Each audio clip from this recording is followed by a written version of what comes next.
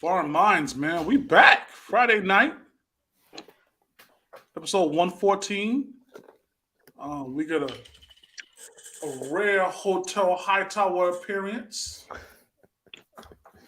Welcome, Don't do me like that, man. Appreciate you rocking out with the gang. He's hanging with us this weekend, huh? Crazy.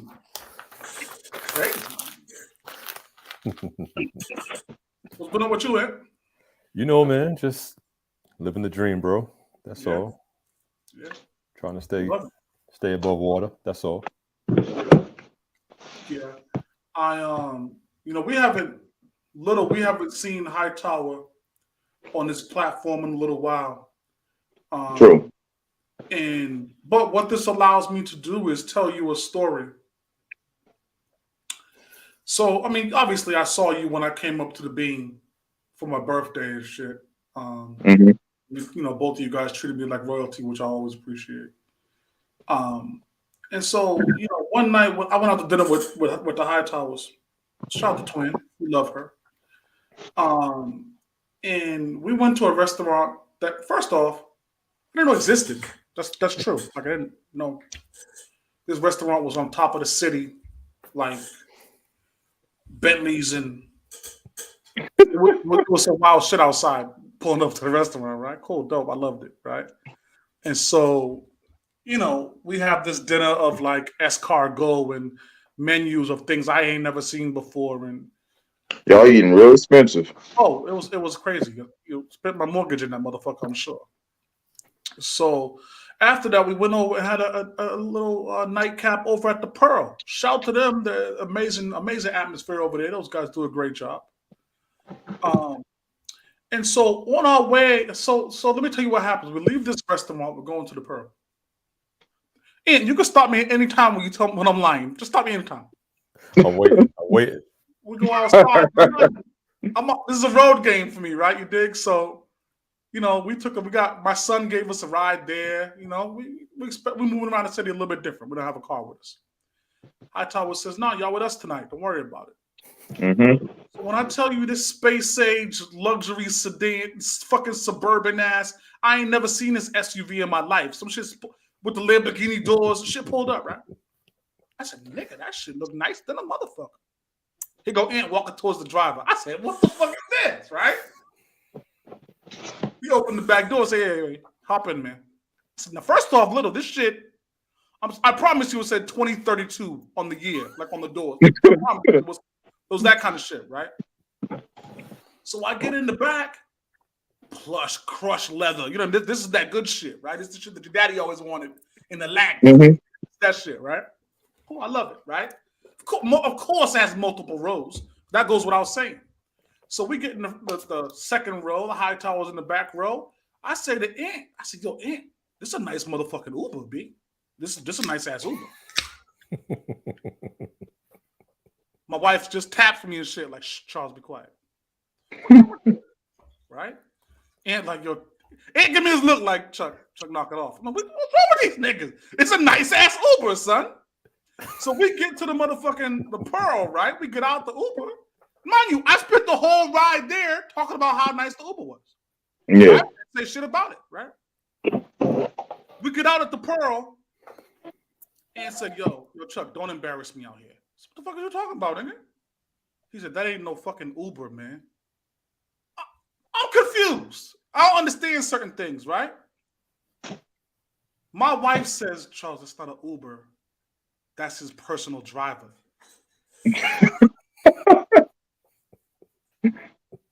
Jesus Christ. It must be good to have money. A personal driver? Nigga? What you talking about? He said, "Yeah, I don't want to say my man's name. Shout to him. He was legendary." He was. These are things I'm unfamiliar with, bro. We sat in the Pearl for another 2 hours, little. This how you know shit got crazy. We sat in the Pearl for another 2 hours having drinks, talking shit, laughing, joking, living life. We come back out, the motherfucking driver's still sitting there. I said, "Wait a minute. That nigga sat there for 2 hours? That's my personal driver, Chuck. He ain't leaving. Hey, little, I'm gonna tell you something, man. Hightower live in a whole different situation than what I'm accustomed to. I see. Listen, man, you said you wanted to get treated like royalty, man. That's what we do.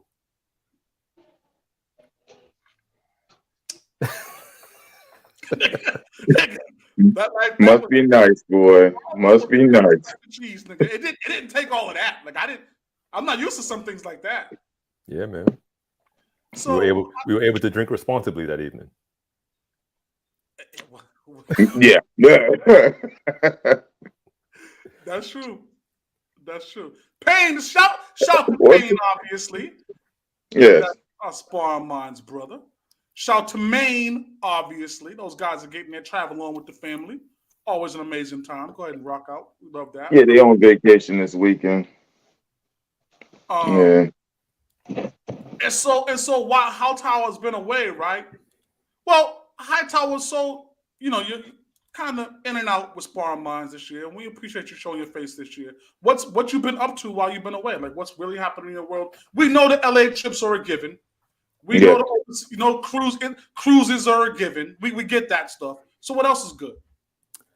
I mean, I don't want to divulge too much, but work's been steady. A lot of my partners are both in LA and New York, so I'm typically back and forth there. Yeah. Had a trip in Atlanta for some production work. Doing some Sparring Minds behind the scenes things to get us to level up a little bit. So it's been pretty steady, man. So I love it. Wait. But wasn't he at didn't you attend something for NIP? Yeah. He recently received his star on the Hollywood Walk of Fame. Oh, that's what's up. Yeah, and as partners, we went to go celebrate him and set up a nice little celebratory lunch for the family. Paid for by the brand. So went out there and supported them and celebrated the family and all of that stuff. So it was a good time. I love it. That's what's up. Little me and you, when we go places, like we bump into like John the barber, Bill the fucking bartender. There's nobody special we bump into, right? Like we don't bump into. Meanwhile, niggas like Hightower. Wait a minute, who's that? With celebs and shit. Who's that, Sweetie? There's certain things I don't understand in life, man. And that's not even Photoshop. No, that's the real deal, man. That's the real deal right there. Yeah. She almost resembles Eve a little bit. Yeah. I don't. Never mind. The last time we saw Hightower, he was talking about staying at the same hotel as Future. Remember? Like, I don't forget, nigga. I don't forget. He said he had a better suite than Future. Come on, and now this? Hey, man, I don't get it. Welcome to God back to the show. So, salute, man. To y'all real quick before we get into the 7:30. And Sparring Minds listeners, we appreciate y'all rocking out with your boys, man. It's Friday night. You could have been anywhere in the world, but you're here with us, and we appreciate that. Certainly. Segue, you see how I did that there, Ant? Yeah, I appreciate it. I'm good at this. I appreciate it, yeah. Speaking of legendary bars, everybody in the world is talking about God Did right now. And all of us listened to it, kind of gave it a little spin throughout the course of the day. Yeah. Where are you with it? Listen, I called you when I first heard it this morning. Mm-hmm. And I said, dudes in the world today,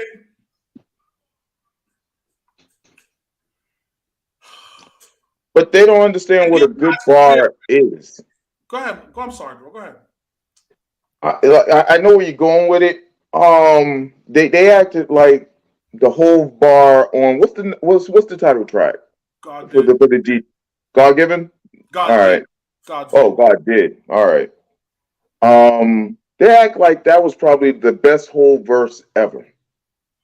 And it was good. It was on par, but definitely not the best. My thing is, because we spoke about it, and I just feel like, because Hov isn't in the studio a whole lot, like past, what, 10 years ago, Hove comes back every now and then, and I think people are just so hyped because they're just now hearing Hove all over again, and they just, they just make his thing seem like it's the greatest ever. Like I've heard, this was his best verse ever written. No, I mean, I far from it. appreciate the verse, right? Yeah, I appreciate the level of workmanship for that long of a verse, right? yeah. That was an extended verse from Hove. You've never heard a verse from Hove that long. Nope. He's got Mm. a whole song shorter than that verse, right? Yeah. And incredible wordplay, incredible double entendres, as you would expect from Jay-Z. Great. I've also said on this show, I'm a big fan of Grown Man Jay as opposed to Reasonable Doubt Jay. Said that multiple times, right? Because now he's talking about things that I can resonate to, I can relate to, I can aspire to, right? I wasn't, in this verse, still giving you a little bit of that.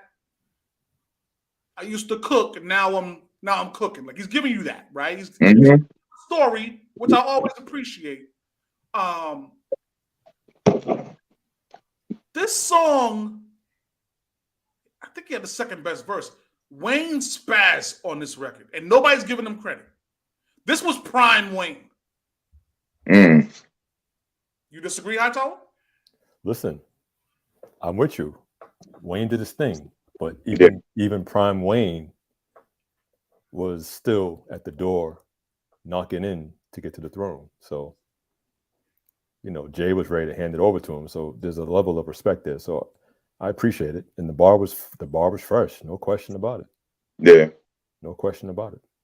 Not to be lost in this conversation is the work that Rick Ross did.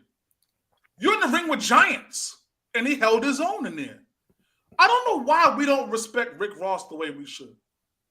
No, Ross definitely is a boss, but he probably did have the week of the verses, on the track. And like Jay said, he's the cleanup. He's letting people know, I'm the guy that you put in when you want to finish, you want to finish the game.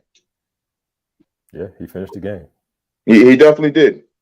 So I hit Ant this morning after I heard it, and I said, bro, just because the sex lasts 3 hours don't mean it's always incredible, my nigga, right? You know what I mean? And I think this is kind of an example of that. Like, yeah, the verse was great. Don't confuse me for saying this is not a great Jay-Z verse. I just think that I probably heard 2 or 3, maybe 4 better. I think his work in Kill Jay-Z was still better than this. So, like, Grown Man Jay, I still think is better than what we saw here. This is great, by the way, but I've heard better. And Wayne was incredible. Wayne blacked out. So I think for this particular Jay verse, this was almost like a culmination of, what are we looking at? 20 plus years of Jay-Z being Jay-Z, right? Like if you followed his career, there's a thread of everything he's gone through, essentially, in this album. You know what I mean? He's talking about the Reasonable Doubt era. He's talking about, Emery being down 10. He's talking about, he's talked about millionaires and now billionaires. Like he's almost like chronologic and his Jay was out there talking shit to us. Man. To everybody. But he's been doing that since he's turned into Grown Man Jay, and I like that. Yeah. Because what that should do is motivate you to get your money up, to get right. Yeah. You know what I mean? This is like, almost an I told you so. Yeah, exactly. It is, and I appreciate that from somebody who's there and walked a similar, culturally kind of walked a similar path to the most of us did. You know what I mean? I appreciate that. Like Jay was talking about buying artwork when I was like, who does that? Yeah. And now a decade later, you know what I mean? Like I just think he's always tried to be far and ahead of where we want to slot him, and I appreciate him for that.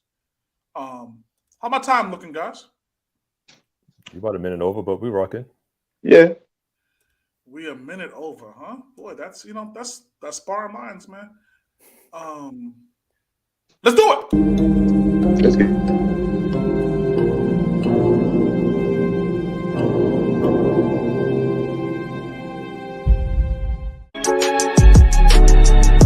Hey yo, Donut White, no muzzle.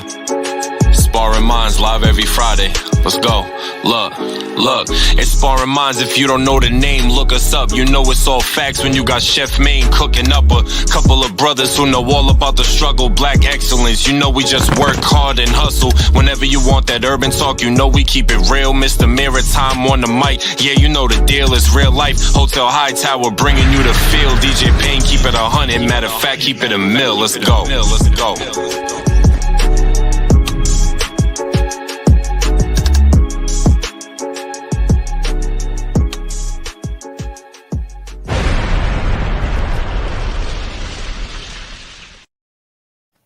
Sparring Minds, we back for episode 114.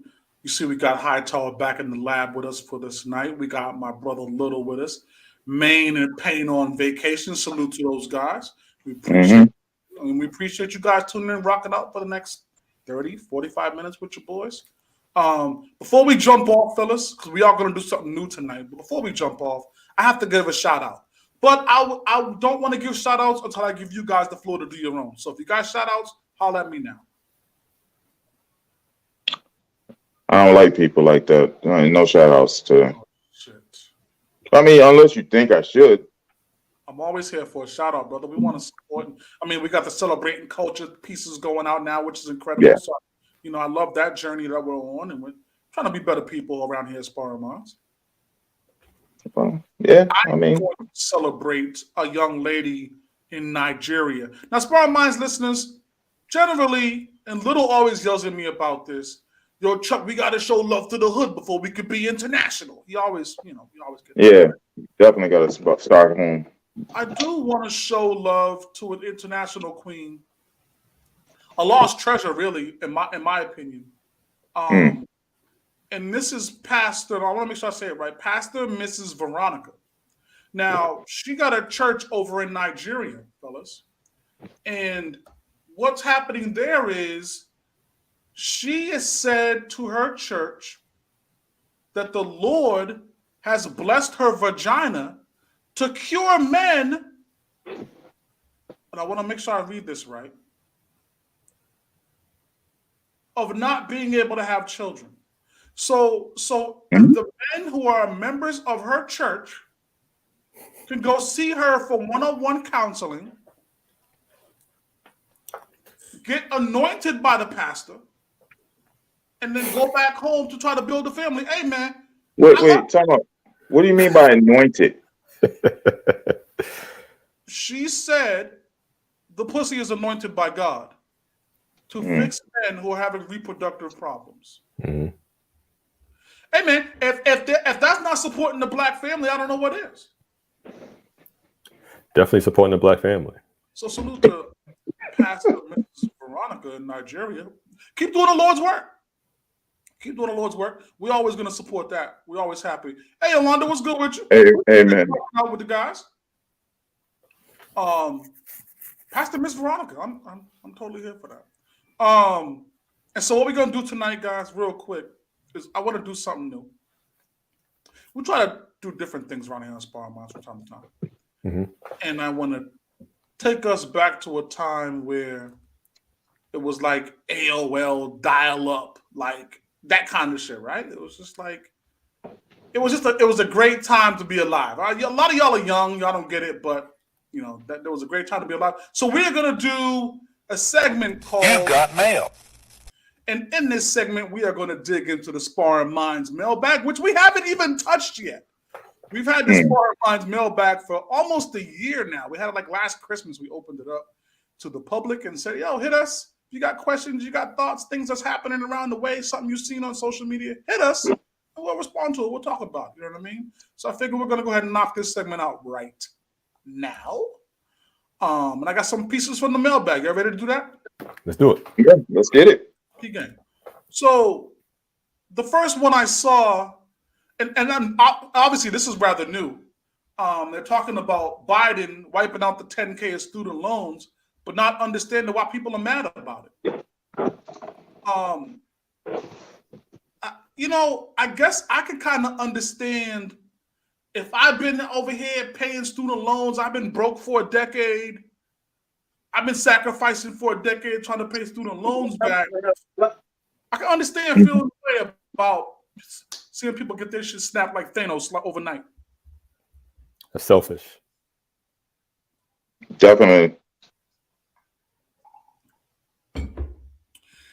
It's Biden is doing the Lord's work.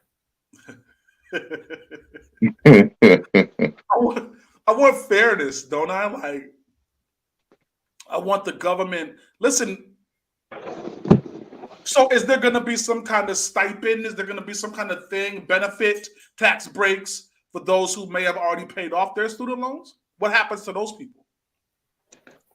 Truthfully, I think they don't matter. Yeah. Yeah, like it's like you doing something for the homeless. Do I got to get something because I'm not homeless? Like, what are we doing here? Mm-hmm. Okay, I'm not happy with that. I think there just should be a piece where it's like, if you've done things the right way, you should kind of be rewarded for that a little bit. You know what I mean? It kind of feels a little bit unfair. That's all. That's all. The homeless point's good. It's valid. So I'll move. I'll whatever. It's funny. I posted something about that earlier. I'll read it real quick. It says, being angry just because you already paid off yours would be like being mad at your kids for using the internet for research when we had to use encyclopedias. Mm. Yeah, but one is a financial conversation, and the other is an ease of access conversation, right? That's all it is. But what about the people that were mad about it in the White House? Or the hypocrites? Yeah, the hypocrites. There was quite a few of them that was complaining about this that got called out because their PPP loans, were wiped out. But at the same time, you're mad because $10,000 is being wiped away from, people's debt. The PPP loans, people were using that shit fraudulently. We got to be careful of what we're talking about here. Like, we should have used it. Total fraud with PPP loans. Whether it was using fraudulent or not, these guys had this forgiven. There was no uproar about it. And some of these were uppers in the million. Yeah. And then you want to come down and point your finger at the guys getting 10 grand off school loans, something they work towards. You don't work towards a PPP loan. Mm. You didn't put any hard-earned anything into a PPP loan. You just applied for it, messed it up, and the government forgave you. Yeah. What's my man's name? Mark Wayne Mullen? What? I guess his loan was like 1.4 million, and that was all wiped out. And they wiped it out. Wiped it all out. Congressman, Kevin Hearn? I think his loan was at 1 million exactly. Wiped out. Yeah, congressman. Those are the ones that should be quiet. Yeah. Yeah. That's more fraud. That's more fraud. We'll talk about that. That's crazy. You've got mail. We can go on. You've got mail. You've got mail. I haven't heard that sound in so long. It sounds like it too. Remember when the shit used to start up and they make all that fucking noise? What the fuck, B? Turn that shit off. Sound like a train coming into Dudley Station. Here's number 2, man. So check this out. And this is a wild situation. When I read it, I was like, it's crazy. So this young lady is getting married. Dun, dun, dun, dun. I love it. Yeah. Found the man of her dreams. She invites her mother to the wedding. Her mother's like, of course I'll be there. It's obvious, right? She invites her father to the wedding. The father said, I'm not. Is your mother going to that wedding? You get the understanding that the mother and the father are separated. Yeah. Yeah, mom's coming. It's my wedding. Of course she's coming. Father says, I'm not motherfucking going. Fuck that bitch. Father got some issues with the mother. And as such, refuses to go to the wedding. That's not good. Yeah, he's wrong. He got to put himself aside, his issue aside with the mom. He got to put that aside. It has nothing to do with them. I think it depends on the issue. I agree. And I don't like to say it depends. So I'm just going to side with the father on this because heaven forbid he go to that wedding and cause that scene. Now he messes up the whole wedding for everybody. It's better to stay home. If you know he's a grown adult. This is not your thing. When you come into somebody else's party, household, whatever it is, you got to come on with that respect factor. No, that's high expectation for somebody who clearly acknowledges the fact that they don't got it all together. Yeah. So if you know you're going to go over there and act up, you step aside and get out the way. 100. So this is your daughter's wedding. You got to commend him for doing that because the flip side of that is him turning over tables during the reception. This is his daughter's wedding, right? She's not going to stop being his daughter the day after. It may cost that relationship is super toxic and you know it. The energy will fill the wedding. You know what I mean? Like it will be known. It'll be a known thing. Yeah. You better to stay home, man. Mm-hmm. Send a dope gift. I think you letting this motherfucker off the hook a little bit too easy. Nah, fuck that. No. I mean, the only reason he needs to be there is to walk the daughter down the aisle, and then he can leave right after that. But if he's not going at all, then it just goes to show how bad that situation is, where he can't stand to be in the same room with this person. So, like I said, this is bigger than them. Him and his ex-wife. It's his daughter's special day. How is she gonna feel? How should she feel? She understands the situation though. He's keeping it special by keeping his distance. Yeah, I agree. Nah. We tell people all the time, if there's something toxic in that is a trigger for you, there's something that's in your head you're not happy with, stay away from it. We say that all the time. This is another example. Don't walk right into the drama. Mom, you sit your toxic ass on the left side with his folks. Dad, you sit on the right side with our folks. We're gonna do it like that. That's not how it works. We're gonna sit on this side traditionally. I'm gonna get Hightower's personal driver to stand in between, and whichever one of these motherfuckers act up, go grab that motherfucker and send them out. That's all it is. It's just that simple. Mm-hmm. At the end of the day, if this is Zoe's wedding, she's gonna want to see me and her big head mama in the same thing. We got to do the pictures. I may have a fucking frown on my face. Oh, you're asking him to do pictures too? Hey, this is her day. This is not their issue. Their day. This is not something about them. This is about her. Y'all gonna have to suck that up. That's all it is.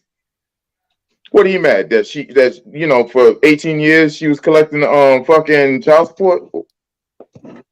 Listen.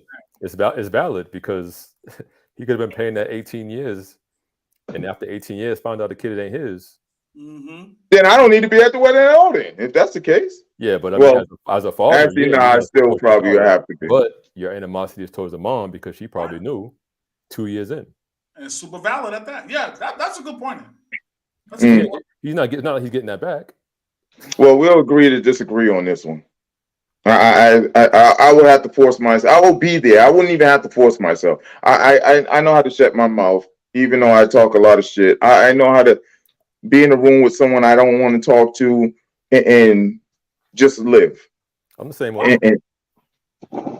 You govern your own space, man. If you know you're not going to be comfortable in that space, I'm not going, let alone taking pictures. That's crazy.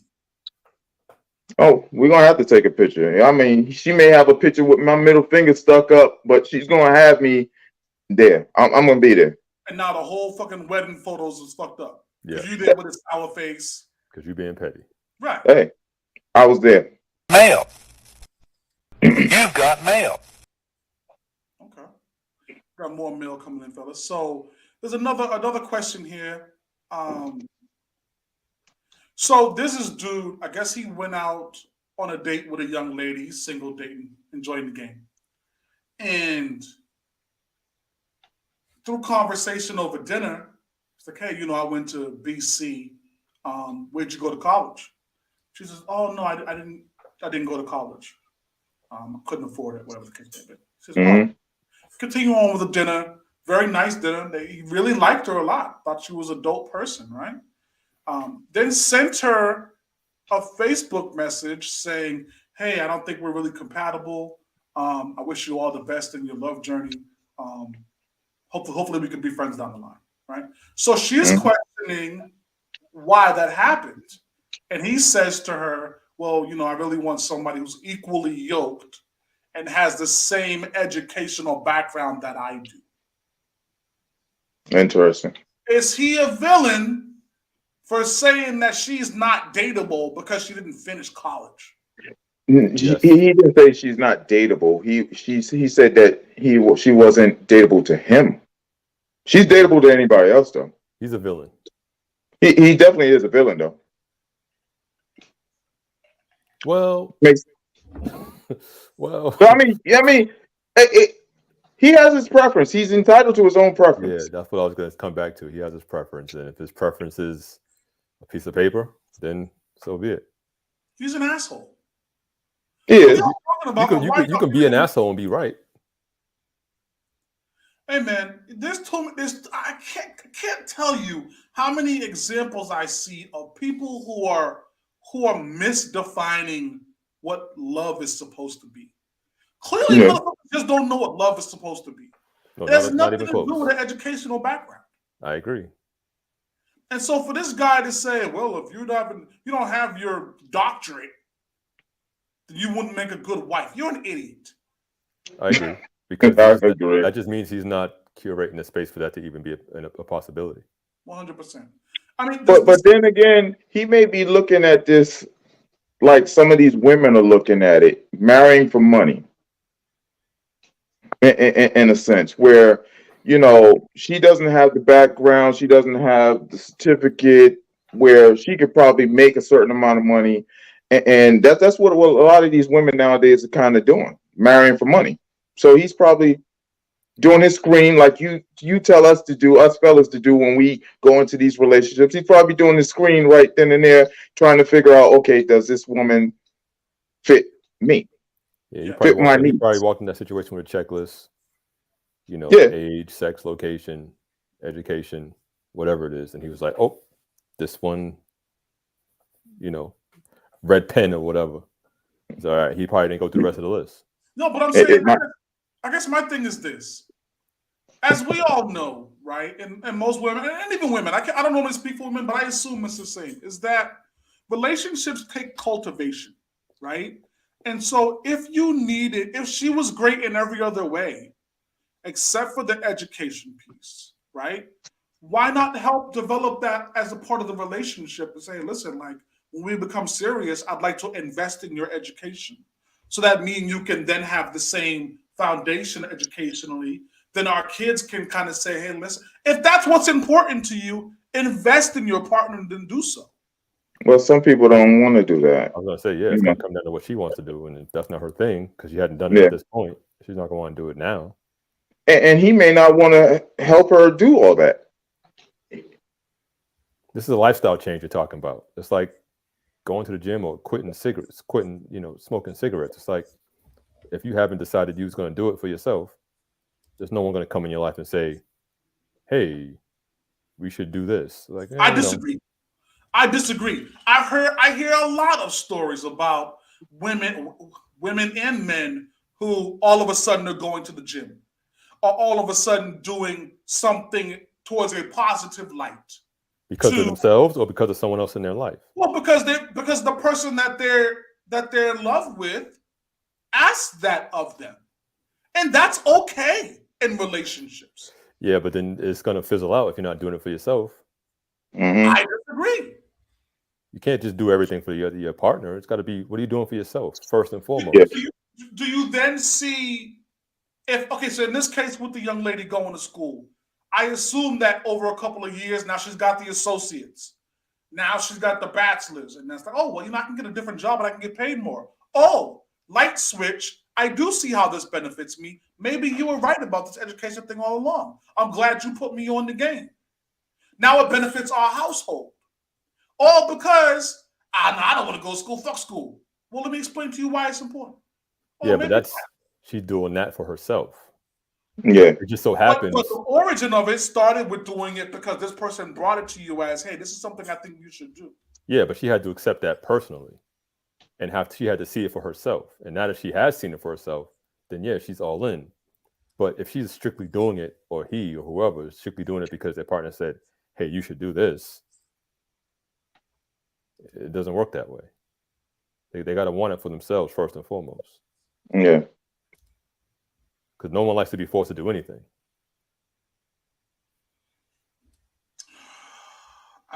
Yeah, but we're never going to get to that point because he checked her off early, which means he also probably didn't want to even go through all that waiting for her to get all that shit. I think that's silly. You probably It's right for a dumbass reason. Because your job is to coach and cultivate in a relationship. Coach and cultivate. Like that's gonna get us from point A to point B. It's us learning along the way about what's gonna please each other. And this is just an example of what that could have been. But he chose something superficial to pass on that. They're on two different paths. He's ready to hit the ground running. You got mail. He may not be ready. He may not have the patience to wait. Yeah. Okay. All right, let's jump off of that. We're on to the next. So I like this You Got Mail segment. We get to talk about a bunch of different things and have a bunch of little conversations. I'm here for this. True. So the next piece is, we were just talking about weddings a minute ago. So this is a young lady. Let me make sure I get the quotes right here. So she has a baby by husband X.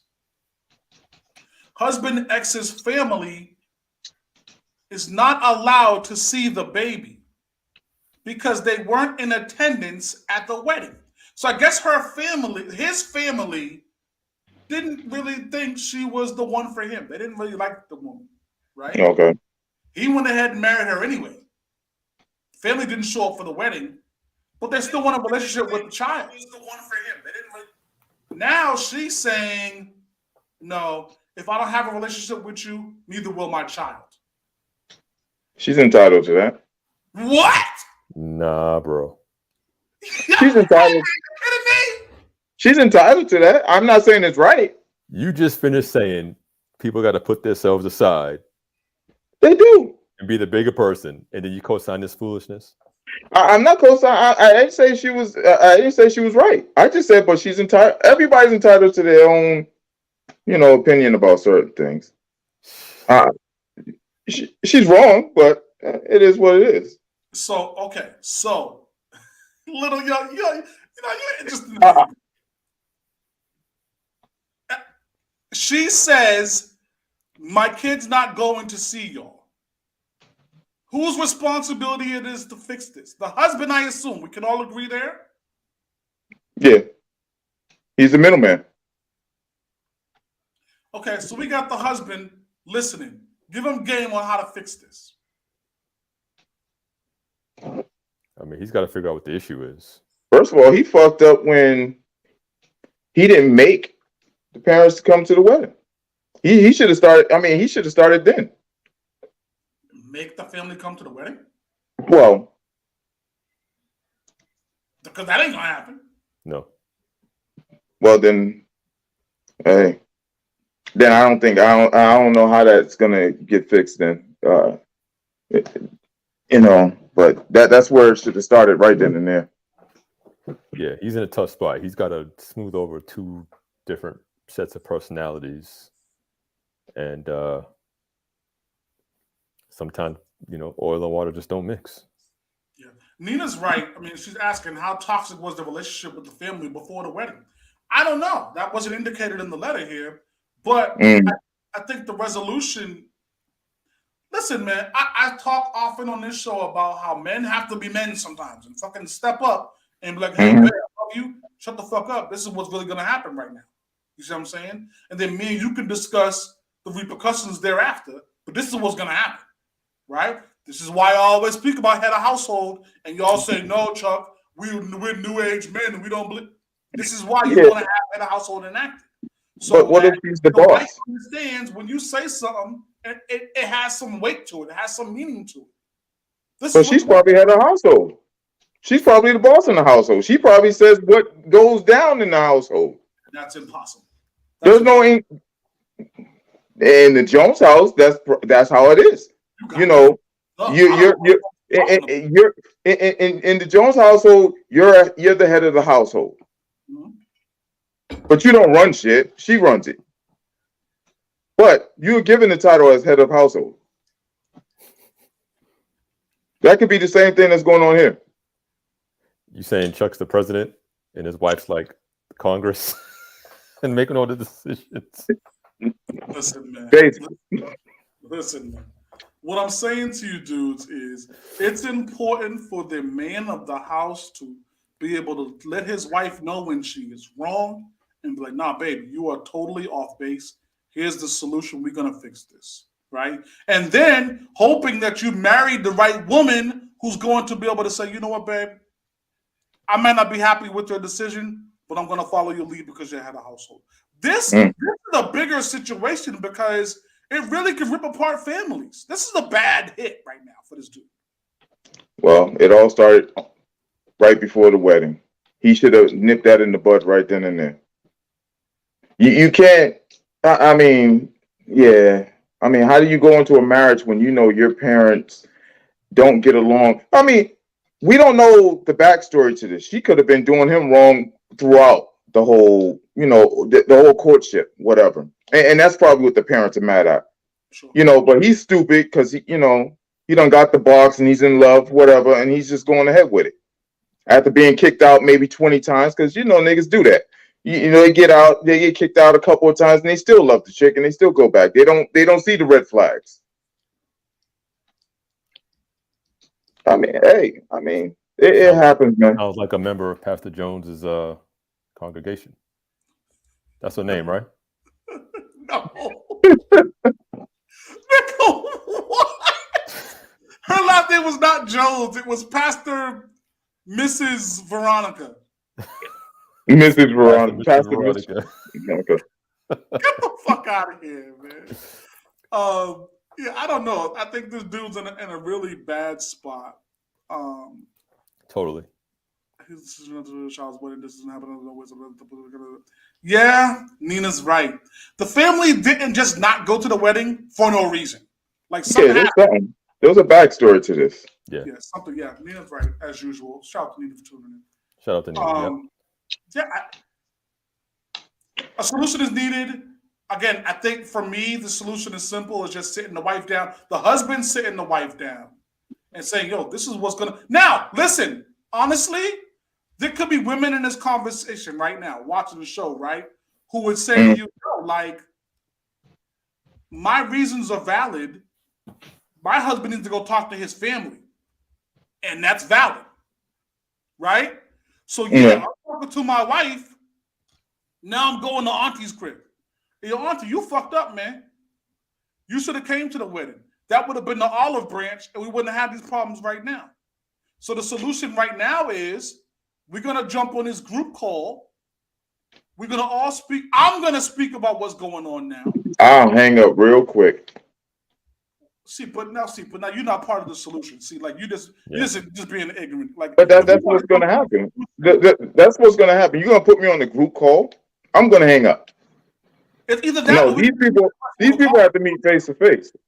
No, well, but you're from the older school, so you might like a face to face. I'm just saying sometimes a face to face might not work depending on the volatile nature of the people involved. So we're gonna have a call, and we're gonna talk about it. And I'm gonna lead the call, and I'm gonna say, hey, listen, man. At the end of the day, there's a lot of blame to be placed here. Blame even on myself for not solving this situation prior to we got into this point. Blame on my wife.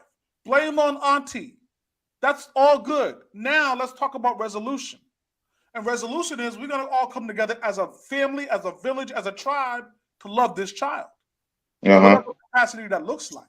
If you're not willing to do that and make amends, then you don't need to be in our lives at any point. It's funny, Zoe, how they switched it up on me when I said that they need to come together for this lady's sake because it's her wedding. Come together and just be there. But now they're flipping it, they just But they making me look bad. Well. Horrible. First off, I'm talking to Zoe right now. this nigga got me fucked up. Zoe, you see the shit? First off, it's about a 1 day event, a celebration. If I'm still going to be a fixture in the daughter's life for the wedding example, that's a whole different thing than what we're talking about here in terms of being in the child's life. That's a different conversation. I don't care about being at one party. No. Whatever. But this is why it got to that point. Like if you would have came to the if you would have came to the wedding, you would be a part of this child's life. I mean, right now, we wouldn't have this issue. All they had to do was show up. And yeah, she knows that they don't like her or whatnot. Yeah, of course. But all they had to do was show up. And then it would have been easier on the husband, where now he doesn't even have to worry about, asking her, hey, is it all right if I take my child to go see my family? That's crazy. That's crazy to even consider that question. Should have started at the wedding, homie. We got one last question here, guys, and then we're going to head into the mirror time. So let's get that. You've got mail. Damn, what kind of early? It's more likely that a woman would marry for money than a man would marry for money. We agree with that, correct? Lies. You think men marry for money? More likely. Men started it first. Did we? Yeah. Remember back in, because we're old enough to know, with 70s babies and stuff like that. Men started this first when they were marrying white chicks. And people were complaining, like, why is he messing with Becky when he should have been over here messing with Mary Lou, or whatever her fucking name is. I don't know, whatever the black chick's name is. I can't get a black Rashida. How about Rashida? We'll go with Rashida. Rashida works. Yeah, guys were doing it first.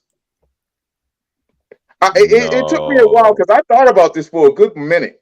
No, during the week, and I was like, but you know what? Guys, yeah. No, I'm not letting you get off the hook with that one. Guys were doing it first, man. No, they may have been doing that for opportunity. I don't want to. This is different. I don't want to attribute white women with money in this situation because it's not a definite factor here. Maybe they saw it as opportunity based on this environment they were in. But nah. If you're marrying, men were doing it first. If you're marrying into a family of money, that's different. So I was gonna say, I mean, historically, men married into royal families to become something, right? They married into rich families, daughters, the Rockefellers and all those kind of franchise families that had a whole bunch of daughters. Men married into that just for those financial. I never thought about it, honestly. But there's some validity to that. That's late 1800s, early 1900s. That's Jesse James time, and you know what I mean? Yeah. Boy, something. I learned something on this show this week. Yeah, men were doing it first, so I can't blame women for sitting there marrying for money. Well, hold on. Slow down. Well, I can, but I can, but So, are we okay with people marrying for money? I think it's corny. I get into an argument almost weekly with a past guest of ours, Deanna, and she is doing a life coach thing. She's a tremendous young lady. And we debate often about marriage being a business decision. I don't like that.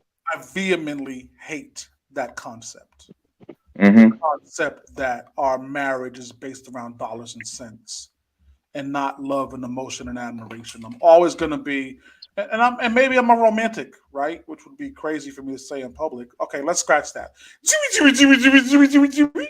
That's Sparring Minds. That's our rewind sign. That means you didn't hear what I just said. I'm not comfortable with the concept that love doesn't mean anything in marriage anymore, or that it can be easily replaced. I don't like that. Right? Like business is just something that happens through human life. There's no tie to our marriage. I hate the fact that we remove emotion from the marriage. I think that's a bad precedent. Mm-hmm. Yeah. But money can change your emotion. Yeah. It shouldn't though. Why should it? No, it shouldn't if you losing the money. But if you gain it, it's gonna turn some heads, especially if you're not used to having it. Yeah, money changes people. Do you think that like lottery winners, people who come into instant money, do you think that they're more likely to be on the brink of divorce? No.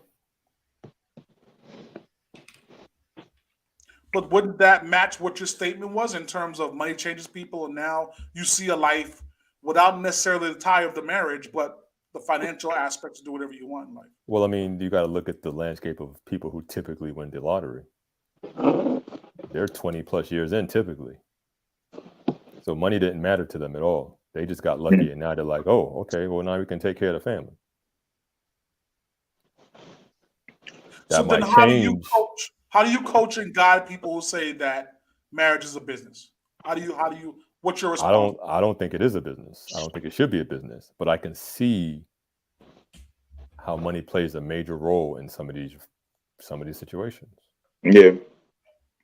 See, Little talks about, and he was saying earlier, well, sort of household. That's an immediate change. It's an immediate dynamic change in the house regarding money, right? The energy is different. True, I'm not making this up. Mm-hmm. And so I don't think money should have any role in it. That's just another example of why not. Because the lines of head of household, man and woman become blurred. Listen, it can be blurred without money. So, Yeah. What are we saying? Sparring Minds listeners, we are now time for the mirror time. Little, talk to us, God. Today's mirror time. If you want to feel rich, just count the things you have that money can't buy. Bars, okay. Did I write that or? Huh? Did I write that or? Nah, definitely Sweetie not. wrote that.